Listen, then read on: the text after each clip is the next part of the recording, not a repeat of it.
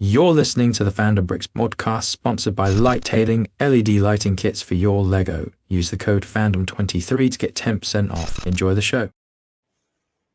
Welcome to another episode of the Fandom Bricks podcast. I am the Galaxy of Bricks, better known as Josh as well, if you want to interchange them. And I am joined tonight by my special guest host, who is also the founder of the Fandom Bricks. Sorry, hi, I am here. I don't know what happened then. I got a lot of feedback. This is what's going to happen when we go live. But I am Sam, better known as Bite Size Bricks.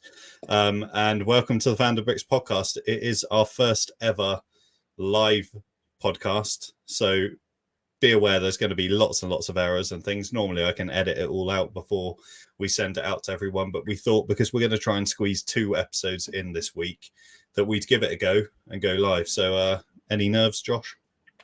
No, I mean, we've got off to a very good start. So start mean to go on. You know what I mean? Let's just go for it. Absolutely. Yeah, let's go for it. Okay, so today we are going to go through a range of different topics as always. And we are going to be talking about the UCS X-Wing that is coming out next month. We're going to talk about Mando Chapter 22. I know it's been like 6 days since that came out and all the hype for it has died down, but we're going to revisit it very quickly. Because it's our 20th episode, which is almost like 6 months worth of this now, which seems mad. It's our 20th episode. So we have got 20 quickfire questions from our never-ending kind of guest host and the person that we mentioned the most on the podcast. So Seamus, just 15 bricks, has given us 20 questions to answer. And then we are going to be doing our minifig draft, which I'm very excited about because it's very limiting this week. And we've gone for the Disney100 collectible minifigure packs. And we're going to draft our top 5 each from there. So we're going to start off this week with the UCS X-Wing. So I have actually seen this live in person because they had it at Star Wars Celebration this weekend. So Josh, I'm going to come to you first. What are your thoughts, having seen everything about it and seen price points and things? What are your thoughts on the new UCS X-Wing? The Luke Skywalker minifig is quite nice. Oh, is that your only thought on it? It's another UCS X-Wing, but it's another X-Wing. It's boring now. Yeah.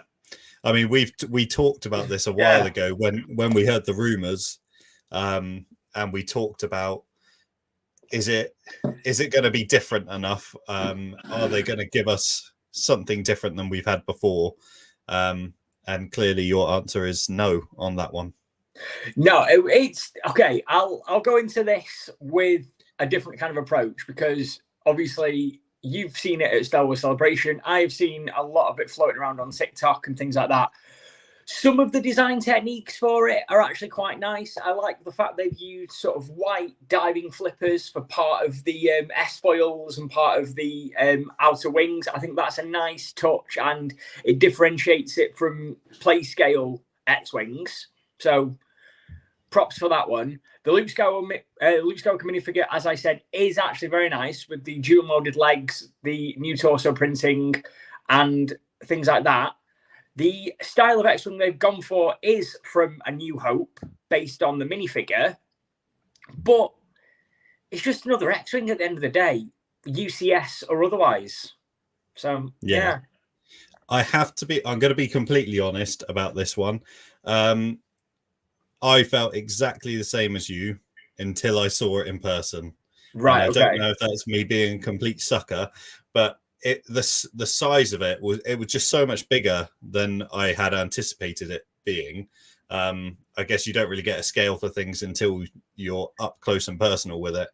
But I found that the details on it just look so much better when it's there in front of you. And to be fair to Lego, they really kind of put a show on because they had it with a screen underneath, 2 screens behind it. And so it had kind of like a loop of different scenes behind the X-Wing. So it did look like it was sort of flying as it was sat there static. So I thought it was a great display for it. but it definitely swung me, and it looked way better than I thought it had done in the pictures. So I've gone from kind of being exactly where you were at to now thinking I'm probably going to pick it up.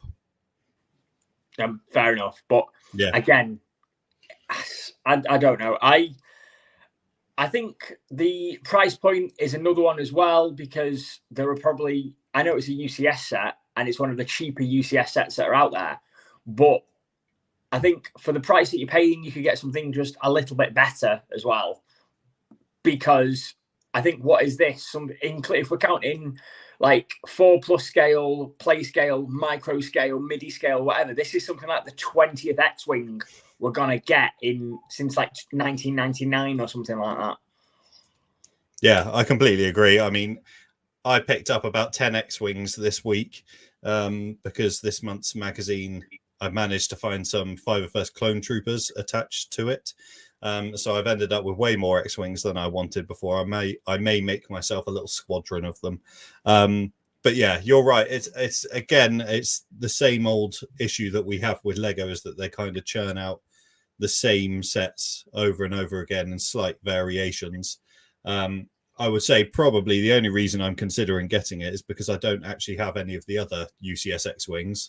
But I can absolutely imagine that if you were someone else that already has one of the older ones, or even the play scale ones, it's probably going to be I'd rather get something else, especially with the diorama sets coming out. If you're thinking gift with purchase, you're probably more likely to go for the diorama sets and get your gift with purchase that way, because there are plenty of sets coming out next month. Yeah, absolutely. And I think, just to hark on to that, the fact that the diorama sets are from the Return of the Jedi, because it's celebrating its 40th anniversary.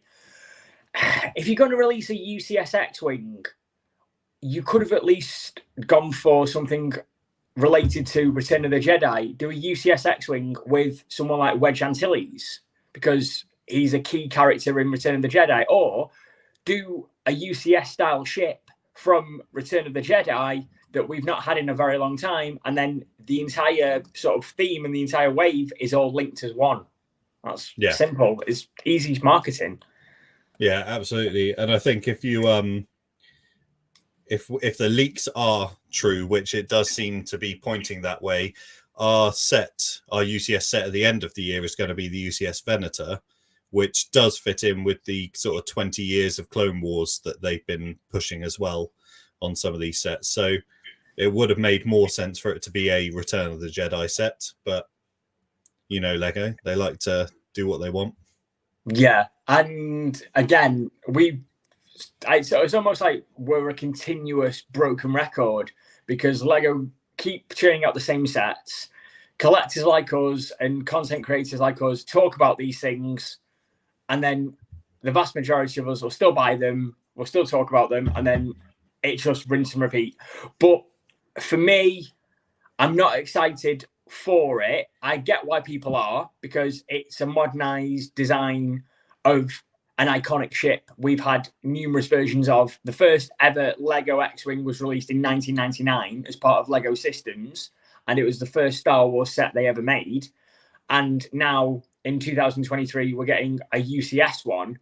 But for me, we've had this one. We've had the recent one that was out with Luke, Leia, R2-D2, General Dodana. Before that, we've had the ones from The Rise of Skywalker. We've had the ones from The Last Jedi.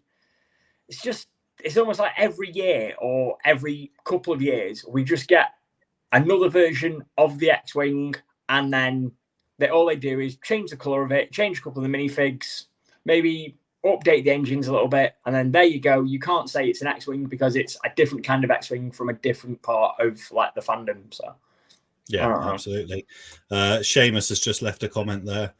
Venator UCS is better than the UCS X-Wing 3.0.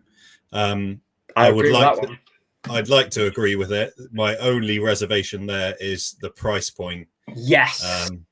I'm just completely priced out of a Venator UCS, as much as I would love to have it.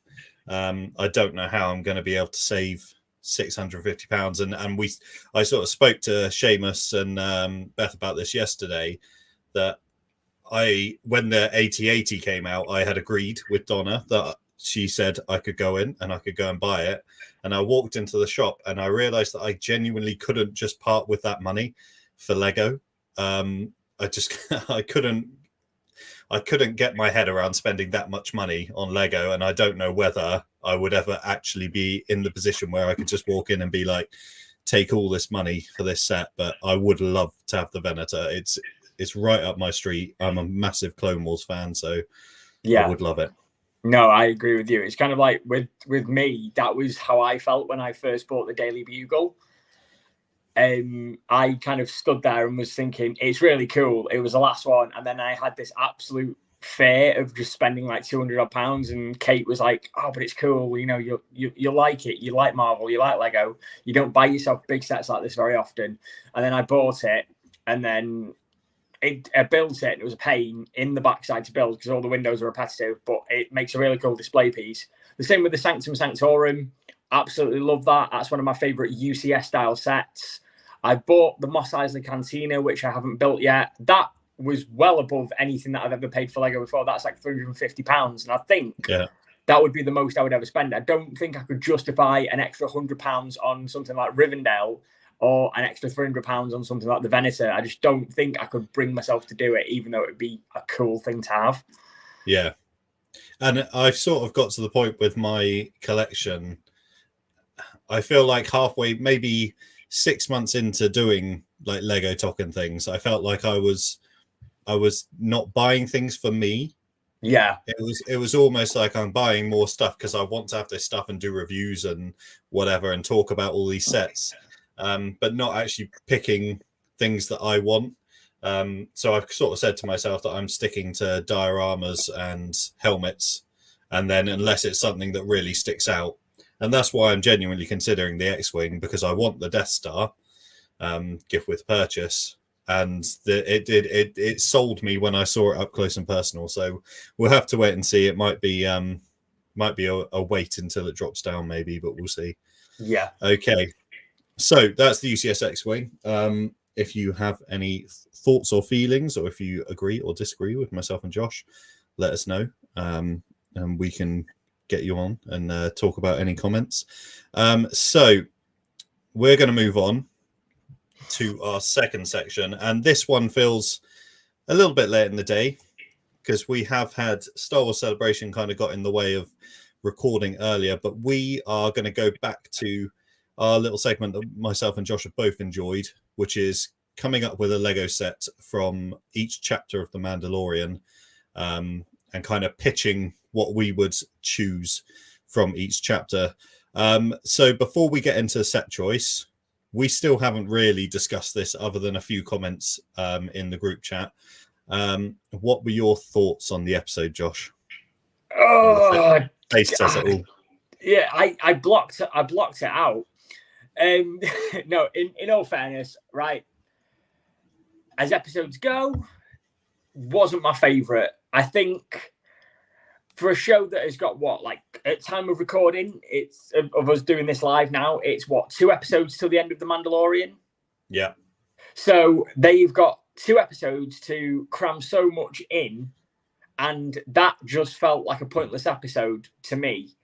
Like, I got part of it, but I'm also like, the last 10 minutes were more important than the first 35 minutes. Yeah. It was almost like Mandalorian season 1, monster of the week or episode of the week. It felt like that to me, to be honest with you. Yeah, absolutely. And I think a lot of people have said this. A lot of people have said that it felt like the story was just about getting somewhere at the end of the previous episode. And then it's like going back to, oh, we'll do this job to get this thing so that we can then move on to the next part. And you kind of have half an hour where they move out. I didn't love the episode. I don't think I got quite as, not carried away, but I didn't get quite as down on The Mandalorian as a whole, because if you go back to each season prior, there's always been episodes like this where people have been like, oh, what's the point? And having watched Dave Filoni shows for years now, I don't believe there's any such thing as filler. And a lot of people have kind of said it's a filler episode, but everything that he's done so far in Clone Wars, in Rebels, any episode like this, you think back to the Purgle episode of Rebels, everybody was like, that was a completely point. What was the point in that episode? And then you get to the season finale and it's like, okay, they were massively important. And Jim's just joined us in the chat as well. Hi, Jim. Hi, Jim. You're great.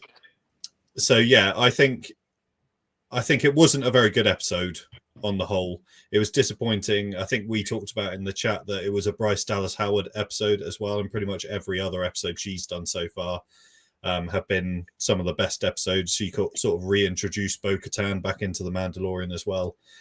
So yeah, it felt disappointing when we felt like we were sort of leading somewhere prior to that episode. Yeah, and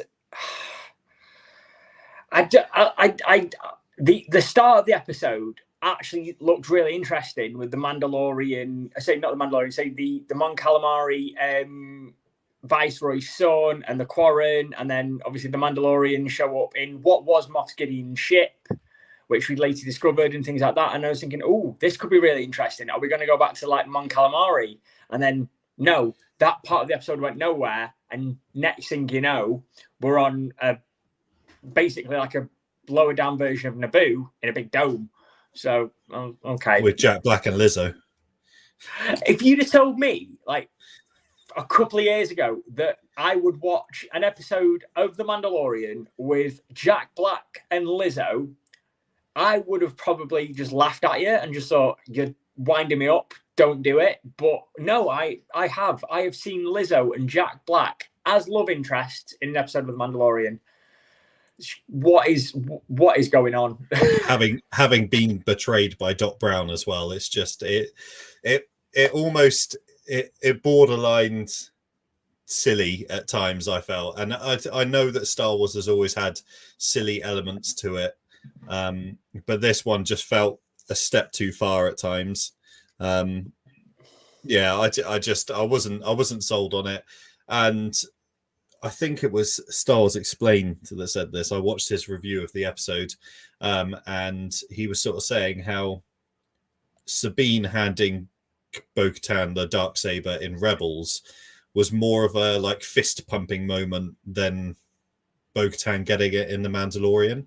So it's supposed to be this huge moment, and it just fell a little bit flat. I think because, I mean, when watching it, I was kind of like, well, why is Din Djarin told her this now when, like, timeline wise, it was probably weeks ago that happened, that she defeated the spider droid or whatever it was. And he's now deciding to say it, that it's hers. Something about it just seemed a little bit off. But yeah, I think it's really difficult to talk about it because I have seen the next episode. I've got to be honest, I cannot wait to see it again tomorrow.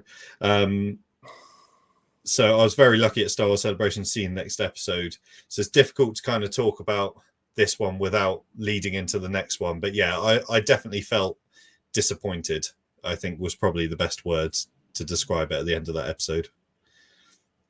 Yeah, I mean, there was some interesting parts of the episode. So, for example, I like the fact that battle droids were reintroduced into live action, which was quite nice.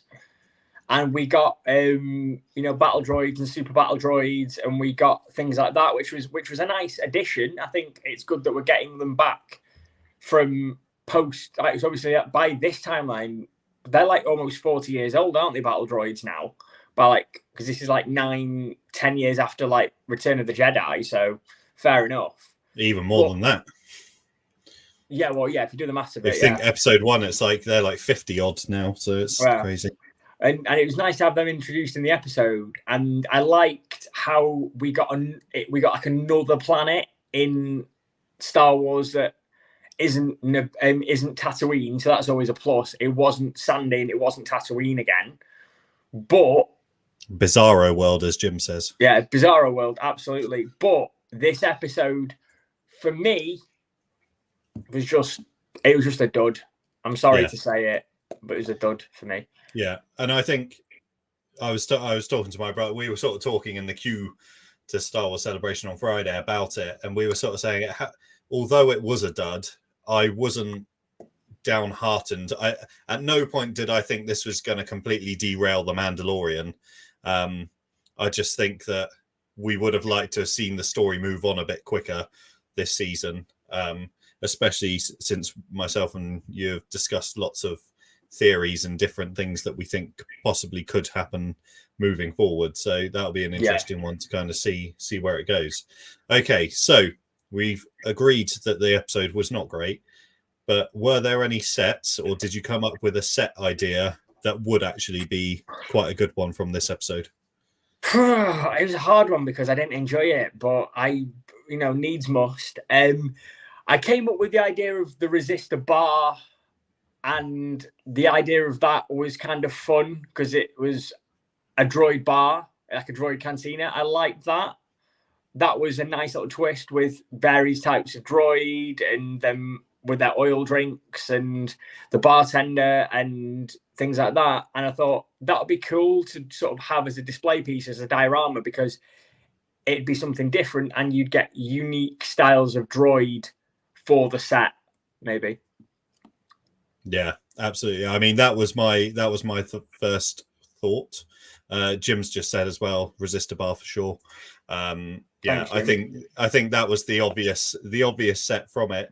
There were two other ones that I was sort of toying with.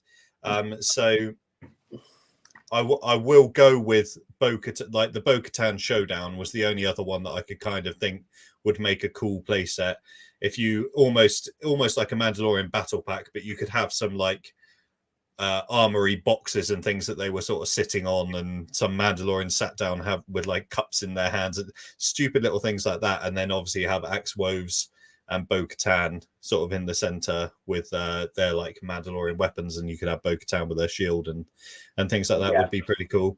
The only other thing that I thought about, which I thought might have been quite cool, and you've sort of talked about it, about Bo-Katan's cockpit, but the Quarren cockpit, I actually thought that was a really cool. Her like captain's chair was in like a water tank as well that could like drain away. I thought that was a really cool idea, and obviously you get some cool minifigs in there as well if you had some Quarren and a Mon Calamari prince in there as well. So yeah, I think we were a bit starved for set content in that episode, but I think the resistor bar, that would be a winner. You could do, like you said, Mos Eisley Cantina style, but with droids everywhere. Yeah, right. And I think the Quarren, just to add to this one, the Quarren one was really cool because it almost reminded me a little bit of like Star Trek. It had like a Star Trek kind of bridge vibe to it. The only other thing I came up with that wasn't the resistor bar was one of like the bubble rail cars. Oh, yeah. Because obviously we know Lego like trains, and obviously we've had the Convey X transport from Solo. We've had other versions of that, and you've had like monorails and things like that. So I just thought, okay, if I was Lego and I wanted to do something a bit different, just like a massive like 2-card bubble dome on like a rail. Yeah, maybe that would be cool. Nice. Okay. Yeah. Well, I think next episode, hopefully there'll be some impressive sets we can come up with. I know there's going to be impressive sets we're going to come up with. So we will discuss that when we record, hopefully tomorrow or next day.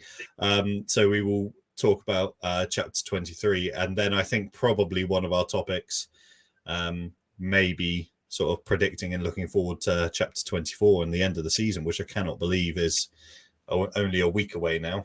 Yeah, it's crazy how time flies when you're watching The Mandalorian. Absolutely. Okay, so that rounds off our dream sets, or our sort of chosen sets from The Mandalorian Chapter 22. If you came up with anything better than we did, you'll have done very well, because there was not much in that episode, other than maybe wanting a Lizzo minifigure. You'll have to let us know. And we will shake our heads at it. Okay, so moving on. This is one I've been looking forward to. Now, sort of a week or so ago, I guess sort of a week and a half ago, when we were planning this episode, I sort of said, it's the 20th episode, so we want to try and do something for it. And I was talking to Jacob, and he was like, just answer lots of Lego questions. And I was like, okay, what Lego questions? And he couldn't really come up with any. And then he was like, and then we sort of went down the rabbit hole of doing 20 questions and doing 20 quick questions. And so we have asked our lifelong or podcast lifelong friend and commentator, Seamus, just 15 bricks, to give us, here he is, what a wonderful picture that is. Little mugshot, just like, yeah. Had to get that in there, only because he sent me this on WhatsApp as well, and I thought I'm going to use that for it. He has given us 20 questions that we've got to answer. He's going to record this, hopefully, for when I edit this down into smaller chunks. He's going to record this for us. But he sent me through 20 questions. So I'll read them off, and we can answer them as quickly as we can. And we'll see how we go. So this could be quite interesting to find out a little bit more about us and our preferences, especially within Lego. So, oh my word, it starts off hard, Josh. Right. Okay. First question. What is your favorite Lego set? Ooh, like ever. Ever.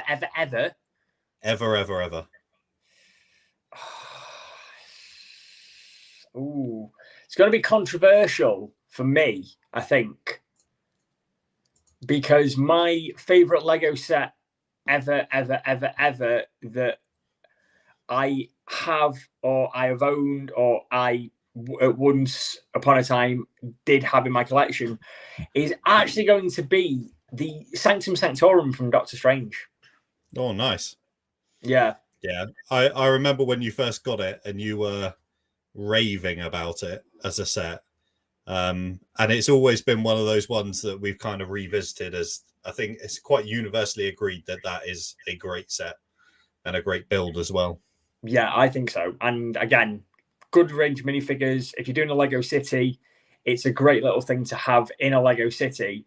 And it's something different, because I get slated a lot because, like you, I'm a massive Star Wars fan, and everyone always assumes that I'm going to pick a Star Wars set. Yeah. So it's nice that it's a Marvel set that I really like. Yeah, definitely. For me, this one's easy. It was my first ever Lego set. And it is this thing of beauty, which is the original Anakin's pod racer. Oh, I love this set so much. Old school. Yeah, it is. It was the first ever Lego Star Wars set I had. I still have the original one that I had as a child at 10 years old. And yeah, I love it. And any Anakin's pod racer that comes out, I have every version of Anakin's pod racer. I think I have 3 of these. Because it came in the sort of multi-pack one. I then bought one later on in life because I thought I had lost my original one, and then I found my original one. So I have far too many pod racers, but I love it. That's definitely mine. Okay, this one is much easier. What's your favorite Lego theme? Ooh. Oh, Friends. No, I'm kidding. It's Star Wars, obviously. Yeah, Star Wars for me as well. Yeah, I don't think we need. Yeah, nobody likes Lego Friends. No, I don't think we need much explanation there. Star Wars. Question 3: how tall are you? I don't know how this relates to Lego, but we'll go with it. I am 5'8". So yeah, 5'8". I mean, Seamus knows he's met me in real life, and he's met you in real life, so surely like he can gauge how tall I am. I mean, I'm not like all-time Yashin. I haven't got hobbit legs, but no. Foolish Desperado has just joined us. What's popping? Well, we are currently just answering 20 questions from just 15 bricks.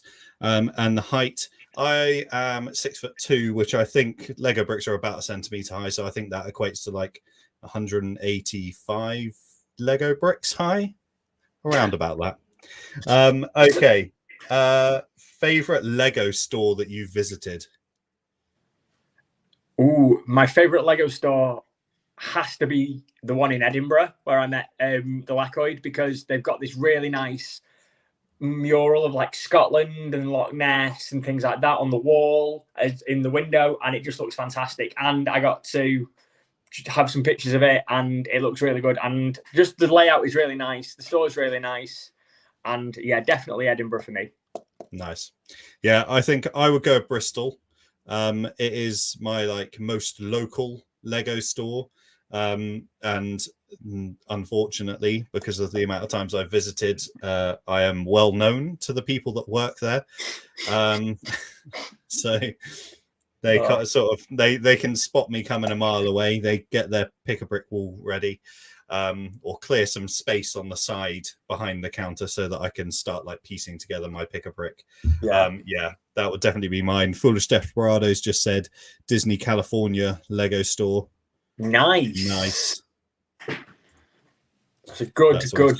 That's a good one, that mate. I really like that one. And then thank you very much. Yeah, it's not an official Lego brand cup, but it fits Lego bricks, and they come in different colours. Have a look on Amazon.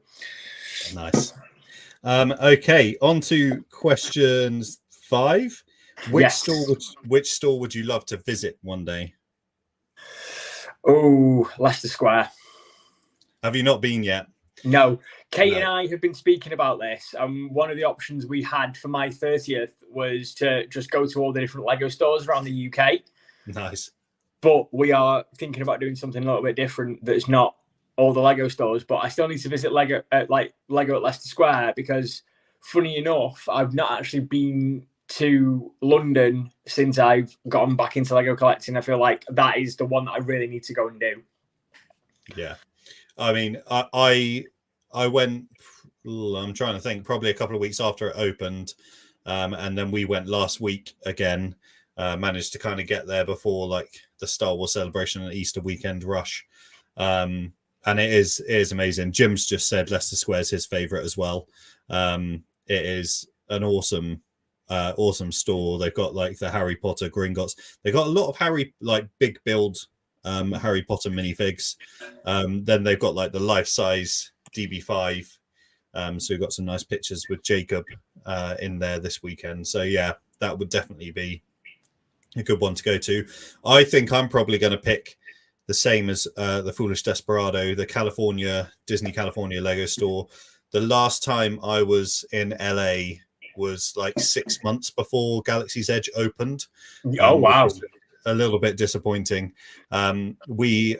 I sort of went over when I was doing things for Star Wars Newsnet, and we got like a bit of a tour as they were building it. But I haven't been to the finished Galaxy's Edge, so that's still on the bucket list. So yeah, I'd like to go to a Lego store there. Okay, right, moving on. Question 6: do you have a favorite Lego piece color? I'm going to be really boring. I'm just going to say red. It's just Lego, like the just red. It's a good red. So yeah, it's nice. I mean, obviously, I've got a Lego cup in red. I just think the color red is really nice, and a lot of Lego sets are red. So yeah, nice. Keep it boring. Yeah, I'm going sand green. I just like the color green, and I think that's a nice shade of green. So that's what I'm going with. Question 7. This is a good one. Have you ever worn socks with sandals? Absolutely not. Absolutely yes. I did it probably 2 days ago. Well, I say sandals. I've got like sliders, and our Morrison. There's like a Morrison's that is literally like, we've got quite a long garden, but at the back wall of our garden is then a pathway, and then it's a Morrison. So if you walk around our house, we're at Morrison's. And I quite often am like, I can't be bothered to put shoes on if I'm running around to go and get some milk or butter or something. So yeah, often is my answer. Not even just yes, often. I know, very disappointed, but I'll go with it. Question number 8. What was the last set that you built? The last set that I built, oh god, actually, could I say built or building? Because I've got building, one. It's fine. I've got one on the go downstairs, which is the ghost that I bought at Brickfest in October. I'm like halfway through the first book of that, But the last set that I built, I think the last one I built would be the Ghost Rider mech, actually. Oh, yeah, nice. Yeah. I saw that that's been on offer this weekend, so I still haven't picked it up, but I think I probably will now that I've seen it's dropped down. I think technically this X-Wing is the last set that I built, but that was a polybag, so I'm not counting it. This Boosh helmet. Yeah. I mean, this was by far and away. I'm not sure it's my favorite helmet. I do love it, but it's not my favorite one. But it was by far and away my favorite helmet build. It was just so different. All the other ones follow a very similar process. I've just heard, just so you know, your audio is not working through on TikTok Live. No, I couldn't get it to work on TikTok Live. That's why I put the big thing underneath to say we're live on YouTube. Try and draw traffic here. Yeah, so this was so different compared to all the other helmets. They all kind of follow the same process, and then you build around the frame, whereas this was, you kind of build it in layers rather than like as a box, which was really cool. So yeah, that was my most recent set. Okay, question 9. What's the biggest set that you've built? Biggest set that I've built would probably be, if we're talking height, the Daily Bugle. Yeah, I'm trying to think piece count. I can't remember. Someone will have to correct me on this. It would be between, I can't even think what Cloud City was, but the Playscale Death Star, 2008 Death Star, or the UCS gunship. I think the Death Star is about 4,000 pieces actually, so I think that is likely the biggest one that I built. It was definitely the longest one. That definitely took 2 or 3 sittings to get that done. Right, the next one then. What's your favorite movie of all time? Of all time? Oh, yeah. God. Seamus, mate. Why you got to be like that? Because everybody was assuming that Changes daily. Yeah, I'm a very hardcore like film person, so I like a lot of different movies. But if I had to pick one and just one, I'd have to say the original classic movie, The Godfather. Nice. That's a great pick. Yeah. Mine has been the same, I think, since I saw this film. And surprisingly, it's not a Star Wars film. My favorite film is Gladiator. Oh, I love it. Nice shout. Nice, unbelievable film. Nice.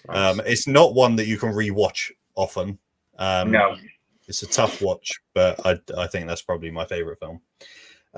Awesome. Okay, so now we're on to question 11, but this has been given a title as the Would You Rather section, so this will be nice and quick, I reckon.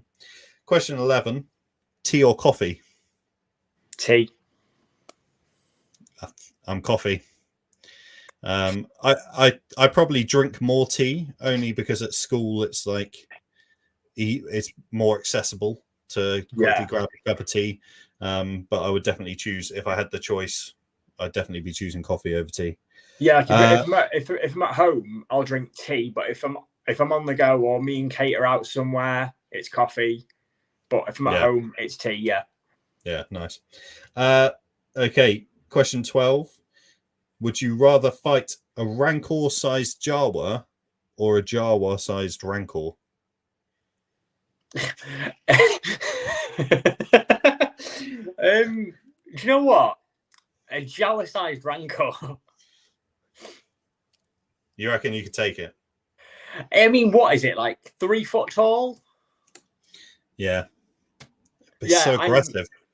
But if you think about it, though, like a Rancor-sized Jawa, it'd come at you with those glowing eyes and going Jawa, Jawa, Jawa, Jawa, Jawa, and it would just stand on you and you'd be gone. Yeah. I feel like they're slow movers. I think I could just run or hide from it. I don't know. I've been taken out by some big dogs before. I feel like a Rancor at that size is coming at you. I'm going for the Rancor-sized Jawa. You'd kick it in the face, it would be just fly across the room. Yeah. I'm not convinced on that one. That we can put that up to a poll. Question 13. Watch a series. Right, sorry, I'm just trying to work out what he's written. Watch a series an episode at a time or binge an entire season. Depends what it is. Because if it's something like The Mandalorian, I liked week by week because that's what it's there for. But if it's something that is on like Netflix or Prime, I have been known to sit there and just watch episode after episode after episode up until it's like 1 a.m. and it's like, oh, I've got to go to work in 5 hours, which I have done. But I'll have to say binge then. If I have to pick and can't be on the fence, I'm going to say binge. Yeah. I think I'd go one episode. It's almost like the chocolate debate. I saw a stupid video about this yesterday. It's like some people eat chocolate and they have a bit of chocolate and then they think, oh, I'll save the rest till later and I'll come back to that. And other people eat all the chocolate at once and then feel sick afterwards. I think I'd rather watch. I don't know. I'm not very good at binging. I don't think I've got an attention span good enough for it. I can kind of there's certain things like The Office. I can have on in the background and I can just watch through, or Always Sunny. I can have that on and just have it on in the background. Yeah. But I like the anticipation. I guess it's different. Like growing up at a time where like you used to, like we didn't have Netflix growing up, did we? Like no, you had to wait the next week until you got the next episode. And so I think growing up on that, I like that anticipation, especially like Mandalorian. I like the week of discussion before the next episode. Because I just think if it all came out at once, you'd watch it all, you'd talk about it for a weekend, and then it'd be done. You wouldn't talk about it again in 12 months until 12 months time when the next season comes out. Yeah, that's true. Okay. 14. Given that their prices are fairly similar at the moment, the current UCS Millennium Falcon or original Lego Millennium Falcon. So that's 7190. Ooh. Just because it'd be a really cool thing to say that you owned, and also just for space, the original. Oh wow. Okay. I think that's probably why you put that in there. Yeah. I'd go UCS. It's too big. It's massive, but I do think it's probably the best Lego set that Lego have ever made. I think if you're thinking screen accurate features, the fact that they've put it in with original trilogy and sequel trilogy characters, which is something they don't do on other sets. I think they genuinely went all out for it, and I do think it's an incredible set. So I would have gone UCS there. Yeah. Oh my god, the next one. Question 15. Ninjas just 15 bricks. This doesn't specify Lego. I'm assuming I'm not even sure I don't even know if he means Lego or if he just means general. Ninjas is what it says, not Ninjago. It says ninjas or pirates. Ooh. Because it's that whole thing, isn't it? Like, there used to be like little sub themes in video games, and it used to be like pirates fighting ninjas and things like that. Do you know what? I'm going to say pirates. Really? Yeah, I don't know, like Captain Jack Sparrow and things like that, and Assassin's Creed Black Flag is pirates. That's a really cool game. That's one of the best Assassin's Creed games, and that's pirates. I'm going ninjas. Nah. There's turtle versions of them as well. You got to go ninjas. Stealthy. Okay. Right. Back to questions, he says. Question 16. Oh, this is a good one. Which end of the Lego lightsaber hilt connects to the blade piece? I feel like I've got to get one to think it through. Got Luke Skywalker here. Well, the bottom is called it's the hilt, isn't it? So there's the hilt, and then there's the Lecoid agrees with me. Turtles are ninjas. Guys, no, I'm sorry. Yeah, so which side of the hilt does it go because there's the bit with like the little. Oh, the little just the round bit, and then the little nub bits. Oh, it's the round bit. Connects to the lightsaber. Yeah, the little nodule bit, the bottom with like the little shape, the little studs at the bottom. Yeah. Yeah, no, that's the base for me. The lightsaber goes into the round bit, not the studdy bit. Yeah. Okay. I agree. But I think a lot of people think that's up for debate. I'm not the sort of person that would look at someone's collection and go, "Oh, you've got that wrong." That's a Seamus thing to do. But I have it the same way around. I have the like rounded bit at the top and then the little like nubbin bits at the bottom.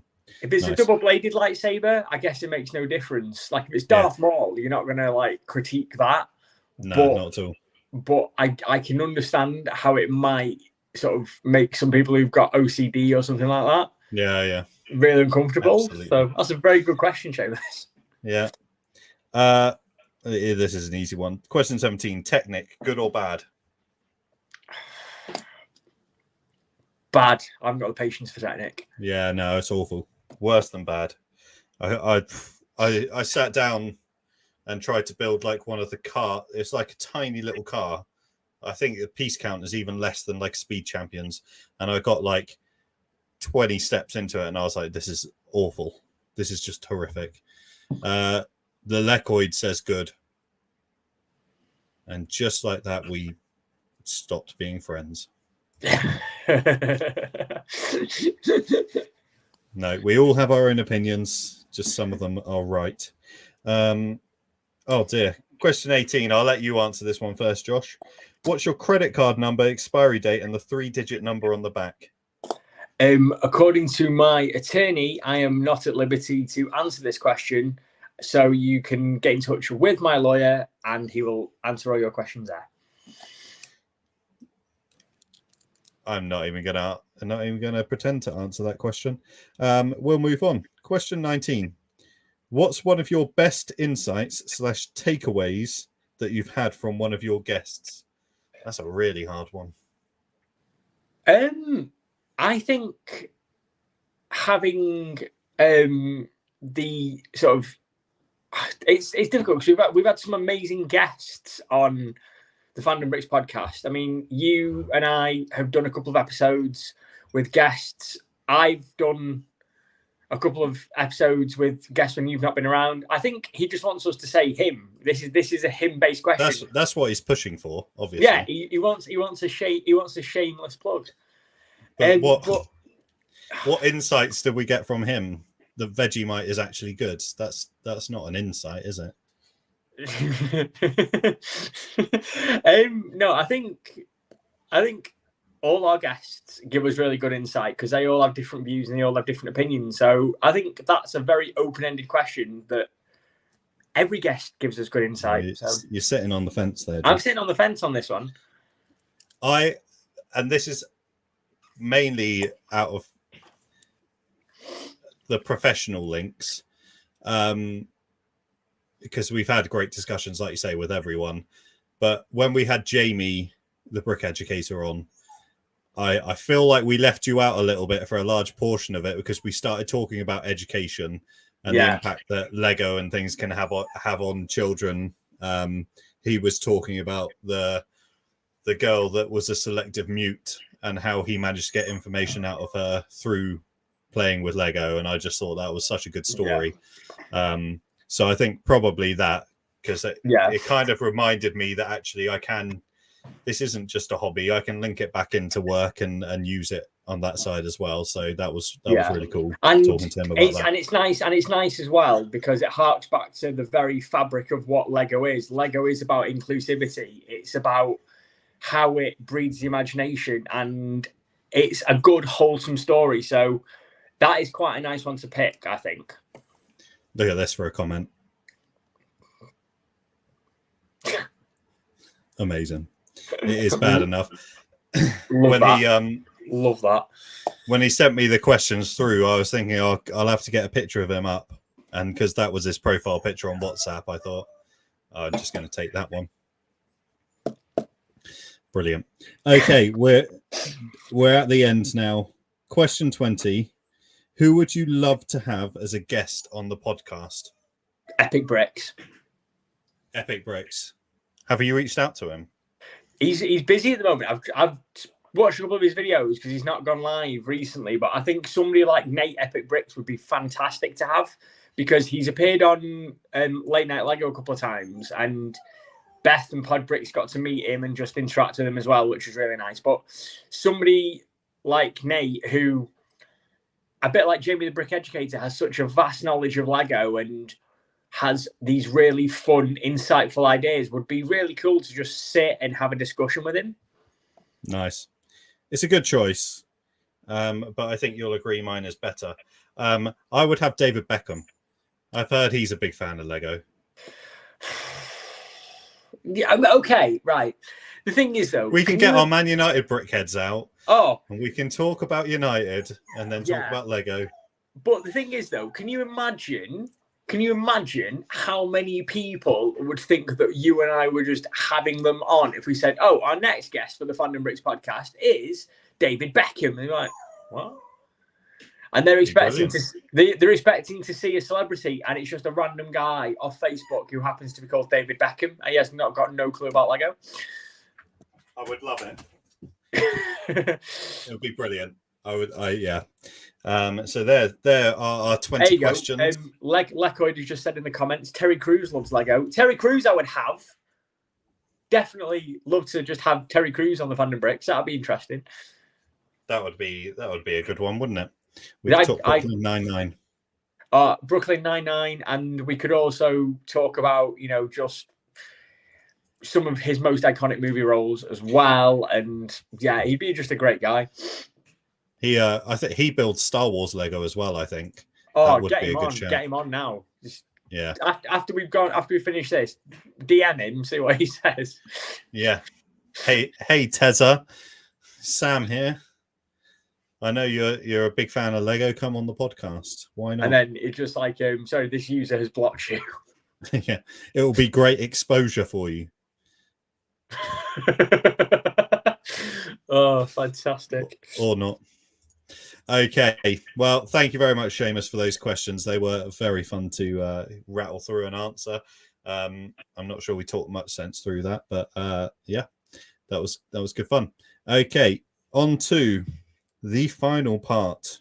And this is I've been looking forward to this one. This is the first minifigure draft that we have done where it's really limited. Like there's only 18 possible choices. So we are likely going to have a lot of crossover within our top 5 list. What I've done, I don't know if you've done the same, I've just ranked all 18 and I'm just going to try and get my top ones that I can get in. Yeah, me too, basically. I've gone the entire list and I've worked it my way down. So yeah, I think I'm okay up until about number 9. And then from there, it's just scraping the barrel for me. Yeah, well, I think there'll be enough there to get you through anyway. So I really can't remember. It's been so long. Whose turn is it? I don't know. Should we flip a coin? Yeah. I've got a coin. I've got one here. I've got a 10p here. Right, you want to go heads or tails? Heads. It's heads. So you got first pick. Right. First. In that case, then I'm going to kick it off with Stitch 626. Oh, bloody hell! There he is. If I can get him up, let me just change this very quickly because I can do this now. Oh, nice. There you go. There you go. This is fancy, isn't it? Yeah. Look at this. I know. Yeah. Yeah. I mean, look at that. Like, look at that minifigure. Like, that is. Yeah. That minifigure there. Yeah, it's so good. Yeah, it's very cool. The sort of double arms printing on legs on the head. I'm fairly certain he's got printing on the back of his head as well. Oh, nice. So yeah, a very, very good pick. Strong start there, Josh. Okay, so with my first pick, I'm just going to see if I can find him on the list. Quite low down. There was only one person that I could go for. I think when I first saw the images of these, this was the one that stood out, but I have seen a video of it recently. And I'm going for Ernesto de la Cruz. Unbelievably cool minifig, printed guitar. Yeah, the color scheme is really nice. The sombrero is printed. He's got printed arm pieces, like just so much detail in there. Really, really cool minifig. So yeah, that's my first pick. Solid. I think that is a good shout. For my second choice, then, because I've got it up on my iPad here as well as my chat list, and I'm just looking at the figures now. I'm going to pick Robin Hood. Oh, nice. Let's see if I can find him on here. There he is. Yeah, Robin Hood. Look at that. Yeah, I think the colour's really nice. The print is really nice. And I remember growing up as a kid and loving the animated Robin Hood movie, which is on Disney Plus now. And it's just a great minifigure. It looks fantastic. That's awesome. I think we talked about it when this was leaked, but I actually showed Jacob the original animated Robin Hood film the day before this list got leaked. Yeah. So the hype for that from him was very big. Like, he was like, I want those Robin Hood minifigs, because he was definitely on the hype train at that point. But both of them have come out really cool. So yeah, great pick. My second pick, I am going to go for an absolute Disney classic here. And I am going to go for Fantasia Sorcerer's Apprentice Mickey. Nice. I think it's really, I think obviously that's such an iconic scene in Disney as a whole. But I think they've obviously used the same sort of headpiece for Mickey as they have done for the last few years. But yeah, I just think this is a really cool minifig with some nice accessories as well. Yeah. I'm not a big Fantasia fan, but it is iconic, and yeah, it's good solid choice, that one. For my, what am I on? Number 3 now, I think. Yeah, number 3. Number 3, I'm going to keep up the theme from my previous figure, and I'm going to go for Prince John. Nice. Because I really love his robes, and I think the crown and just the overall design is just fantastic. And I think as a Robin Hood animated fan, it kind of makes me want them to do just as a one-off Robin Hood set with Little John, Robin Hood, Prince John, Maid Marian, things like that. So yeah, it would be awesome to have all of them, wouldn't it? Absolutely. Really cool. Awesome. Do you know what, these minifigs are so good that every pick is a good pick. I am going to go, and I think this might be the first controversial one, but I just love what they've done with it, and I am going to go for my third pick, Pinocchio. Okay. I just think the fact that they've actually done a pointy nose. I don't know if you've seen the videos. There's been a few people that have taken this Pinocchio minifig head with the pointy nose and stuck it onto other characters, and they've called them cursed minifigs. It looks super creepy with that nose on there, but I just love the fact that Lego have actually lent into it for once, rather than just drawing on a pointy nose or something onto his face, which they could have quite easily done. They've actually gone all out and come up with a new minifig head, a new headpiece for it. I think that's awesome. Yeah, no, I like that. And again, there's just that head print is nightmare fuel. Yeah, it is, which is why I love it so much. I just think it's so different. Yeah. Right. For my fourth pick, I am going to pick, because we've had no clashes so far, so that's good. I am going to pick the Queen of Hearts. Oh, nice. Let's see if I can find her on here. There you go. Look at that. Yeah, I think the face is fun because it's got a very nice evilish grin to it. I like the bottom half of the minifigure. I just think that is a fun design that we've never seen before for a minifigure. And again, Alice in Wonderland, iconic book. Everybody at least knows partial bits of Alice in Wonderland, and it's the Queen of Hearts. Yeah, iconic character. Yeah. Had to go for it. Okay, that's good, because I was a little bit worried about this one, because I realized I skipped this one because this was actually my third choice, and Pinocchio was my fourth choice. So I'm going to skip back one. And for my fourth pick, I am going for Miguel and Dante, which again, another Coco set. But the best thing about this one is that you have Dante, which is an extra sort of minifig dog. You've got the guitar, but you also, in this set, you've got the hood piece. You've got Coco, Miguel, sorry. You've got his double-sided printed skull head, but then you also have his normal human head, and you've got a hair piece as well. So the actual customization of this one is beyond anything we've ever had for like a CMF bag. You could have him in you could have him with his hair on his skull face, or you can have his normal face with his hood up, or normal face with hair. So you've got loads of different options there, which I think was awesome of them to be able to kind of put in so much into one minifig bag that's going to cost the same as everything else. So yeah, certainly not only a great design, but definitely value for money on that one. No, that's good. And again, I've never actually seen Coco, but I know enough about it to agree that it's a really nice figure. And now that you get all those accessories and that sort of adaptation to it, yeah, solid. Yeah. The only thing that I would change in the movie, his dog Dante has like one floppy ear and one sticky up ear. Yeah. So it would have been nice, but obviously that would have required them to print a completely new dog fig as well. I think that would have been asking a little bit much. Yeah, no, I agree. And to round off my 5 in the minifigure draft, I am going to pick not only the last figure on my list, but also the last figure on the list that I'm reading from, and that is the Queen from Snow White. Awesome. Great fig. Yeah. The mirror is amazing as well. Oh, yeah. The mirror is what really makes it for me. Again, it looks like that is a printed piece and not a sticker as well. Yeah.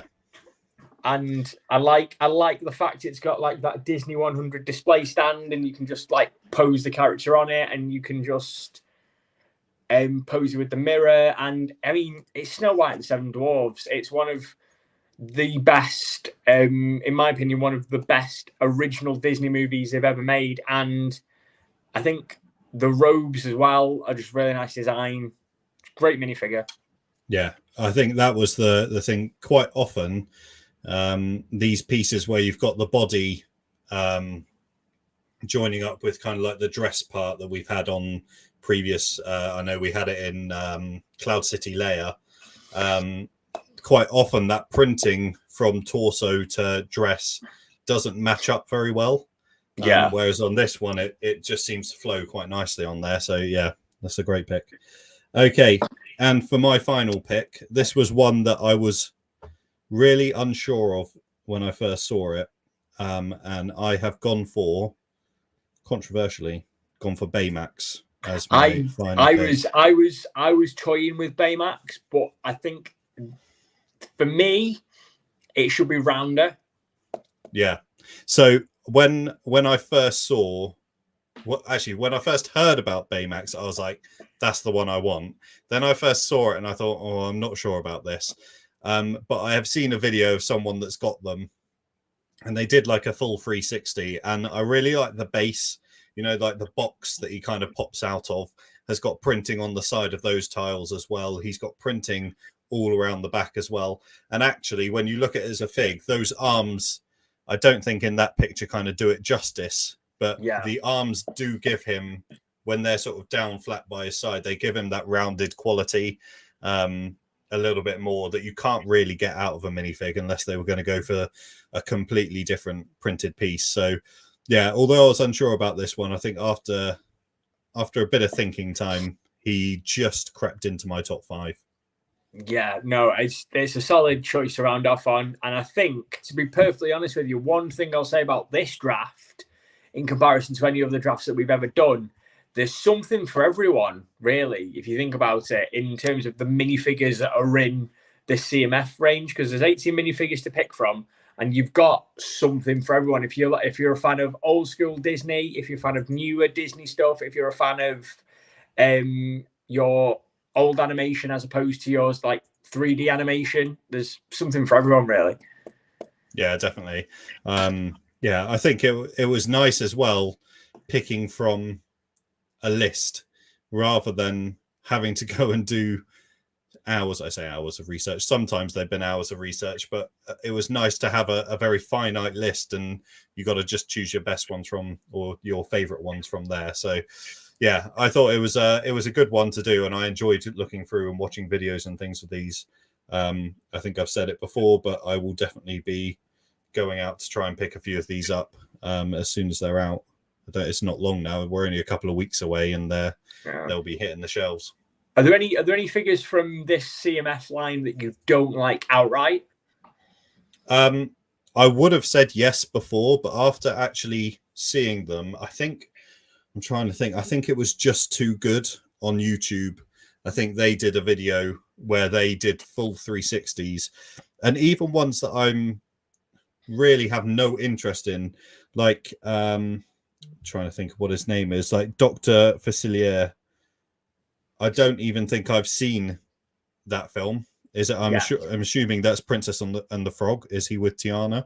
Yes. I don't know.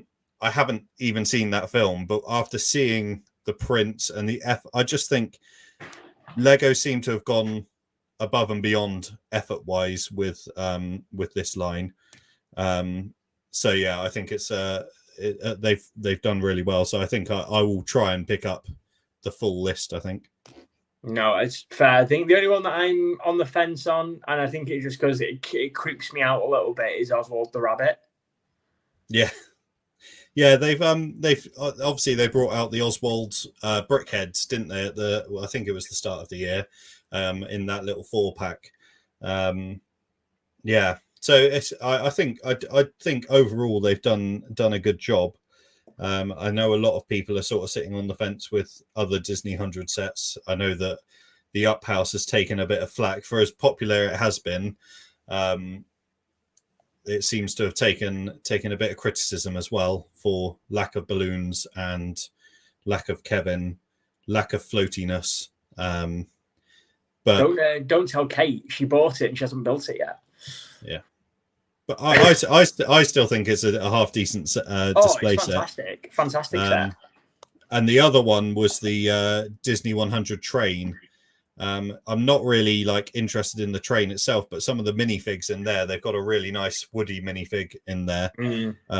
So that might be one to pick up for the minifigs, at least. But yeah, no, I think Disney have done well there. I wish they would put that much effort into all the Star Wars figs that they released.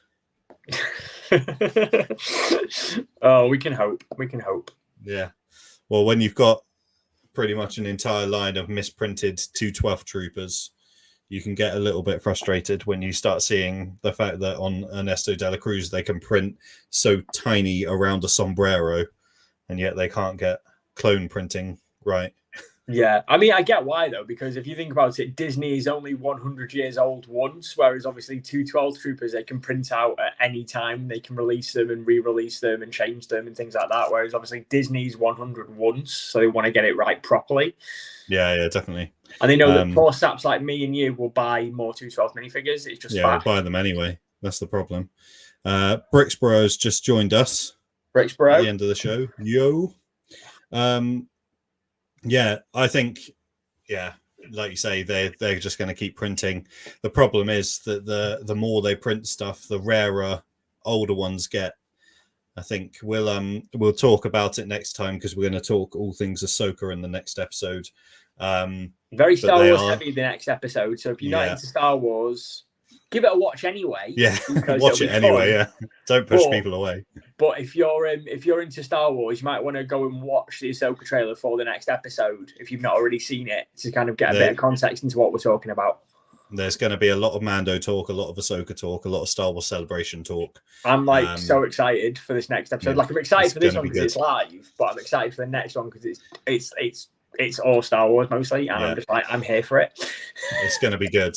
But I was just going to say, we'll talk about it next time, but they are going to release a 330-second battle pack.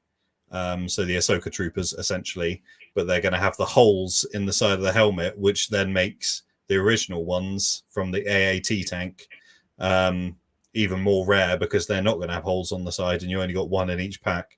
So it's just going to drive prices up. Have they not got holes in them, their helmets? No, they only started doing it when they did the 212 troopers in the ATTE.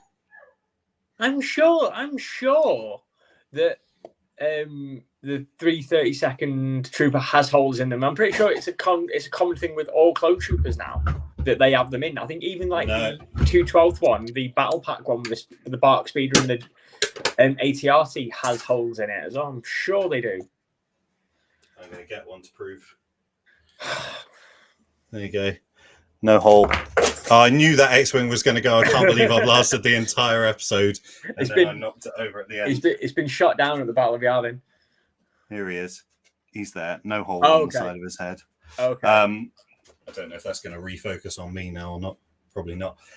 Yeah, so my biggest worry, and we've talked about this before, my biggest worry is that Lego are just driving up prices of minifigs, of older minifigs in Star Wars. It's just getting insane. I know that with Zeb being in The Mandalorian a few weeks ago, the prices on him have driven up. With the whole Ahsoka thing and Thrawn coming out, the prices on him have been driven up again, and it's starting to get a little bit out of hand, I think, with minifigs. When they start getting, when you've got so many minifigs that are over £100, it's just insane. Yeah, I'm sitting on a gold mine with Thrawn and Zeb then in that case. Yeah, you are. Keep them in a safe. Yeah, yeah. I've got Thrawn safely stored away in one of those wicked brick glass boxes. But yeah, Zeb is not in my collection. But I think even at the moment, even if I did have him, I think I may be putting him up for sale if he's going at the prices he is. Right, so we'll get onto all of that next time anyway, because we're going to talk all things Ahsoka and Star Wars next time. Another very Star Wars heavy episode next time. But it was good doing it live. Yeah. Thought it went quite well. I think so. I mean, trial and error. You learn from these things, don't you? I liked having interaction as well during the episode. It was cool having comments and things coming in. So yeah, hopefully next time if we nail down a time and push it out, we can maybe get a few more people in the chat as well. Absolutely. Cool. Awesome. Right. Where can everybody find you, Josh? You can find me on TikTok at the Galaxy of Bricks, Instagram at the Galaxy of Bricks, and I've also got my YouTube channel at the Galaxy of Bricks as well. But you can also find me here at the Fandom Bricks podcast, and we would like you to share and subscribe and hit your notification bell for the Fandom Bricks as well, please. Absolutely. And you can find me obviously here at the Fandom Bricks, which is pretty much where I'm doing everything nowadays, or on TikTok and Instagram and YouTube at Bite Size Bricks. I have not posted anything other than Fandom Bricks content for a couple of months now. So yeah, this is the big thing that we're trying to push at the moment. So tell your friends, all your Lego loving friends, tell them to come and watch it. Okay, well, it was lovely chatting with you, Josh, and we will leave it there. We'll see you next time. Yeah, absolutely. Everyone. See you guys. Take care.